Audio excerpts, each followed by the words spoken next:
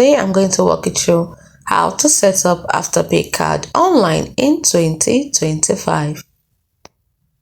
The first thing you need to do is open the Afterpay app, download and update the latest version. Please update to the latest version from the App Store or Google Play Store. The next thing you need to do is log in or sign up. Use your existing account or register with your email and phone number to create a new account, then log in. The next step you need to do is go to card section and tap the card tab at the bottom of the screen.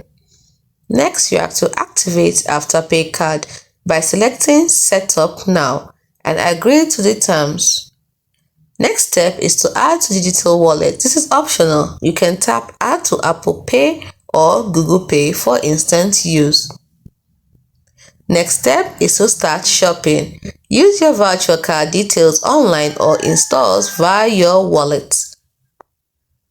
Ensure your app is updated to avoid missing features. Hope you found this video helpful.